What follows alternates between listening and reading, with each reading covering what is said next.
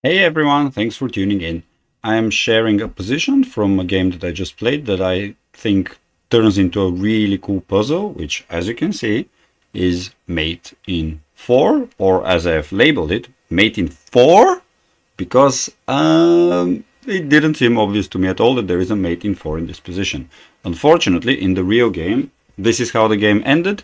As you can see at the bottom of the board, it says I have 0.08 seconds or whatever, but anyways, after white played king to f4, my time ran out and I couldn't do it. But I think it's a really cool puzzle. So you have mate in 4 in this position. Try to solve it and then we'll discuss it, because I think there is a quite interesting discussion about such a simple looking position. So, pause. Mate in 4. Did you find it? If you did, excellent. It really means you understand kind of how chess works and how pieces like king and queen coordinate with each other. But if you're like me and not only didn't find it, but didn't even think, because in a game you don't know it's mate in 4, so I had no idea that there might be mate in 4 here. Let's discuss. So if I have friends who play chess or some students that I'm teaching, if they're beginners, if they're just starting to checkmate opponents, they know these situations very well. Very often a game finishes with a king and queen against a king, and if you're a relative beginner, your main goal is to not stalemate the white king in the corner, where the game ends in a draw if they can't move, but you also didn't deliver a check. So usually for beginners, what they first need to learn is some pattern that is definitely not the quickest one, but ensures that it's kind of fail proof and you're not going to do some stalemate. So the most longest but also sure that you're going to win if you have enough time on the clock would be to just start checking the king, and wherever they move you kind of move to the other side, and when they're moving, like, you just follow them with the king and slowly do rinse and repeat until you push the king kind of to the last rank. You cut them off with the queen and you chase them with the king until they align with you, give them a check, and so on and so forth. But of course that's not very efficient. That is very nice to learn as a beginner, so that you start winning games from this position and you know that you've won with ease. But in some situations it doesn't work, and learning better techniques will make you a better player. So here what you want to really think is, once you know there is mate in 4 moves, you need to first think, how do I get the king to the edge of the board? Because you should know that only at the edge of the board you can deliver a checkmate with these pieces. If they're not on one of the last ranks or file, they'll always have a move. You can't just with a queen and king checkmate a king that's in the middle of the board. So that's why the best move here looks a bit random, but the only move that works is queen to d5. The idea is the queen completely cuts off the 5th rank, so the king cannot go down. The king, because they're aligned, completely cuts off the 3rd rank. So what you want to do with this move is cover this square. That's the idea of the move. So that by forcefully not allowing the king to move to e4, king has to start its lonely sad march to the rim of the board.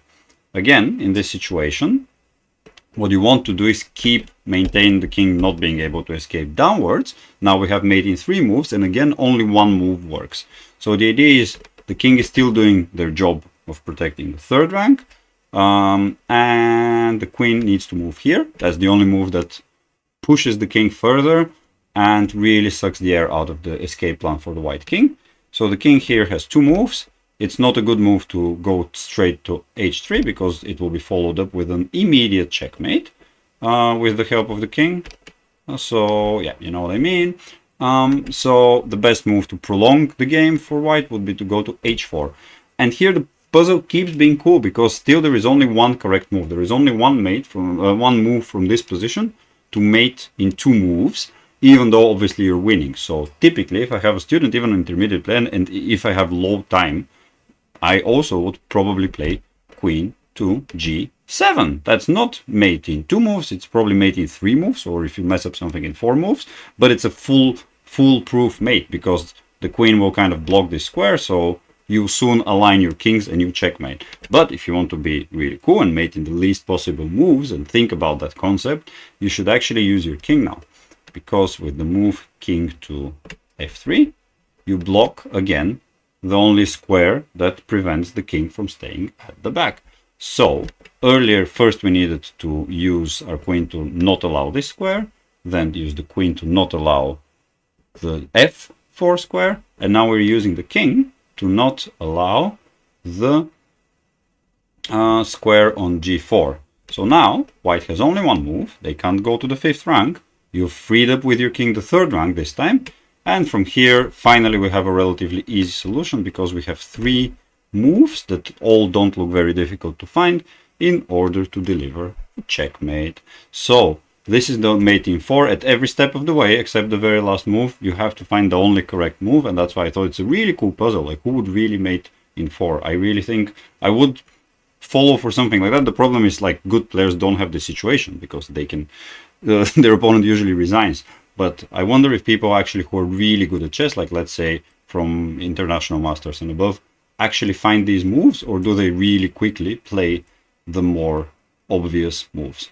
Anyways, so here, for example, what you might play is queen to f4, and that's a stalemate. So that, I think, is the most common problem in situations like this, that people forget how powerful the queen is, how it limits so many squares for the king, and by virtue of the king guarding this square, actually, after all this effort and finding 2 good moves, if you use the exactly same tactic of queen here, then here, and then here, you would not win the game even. Not just not mating the lowest amount of moves, but not win the game at all. So that's why chess is fun, I think, because from this position, you have mating 4, but until you do it, you might really mess up.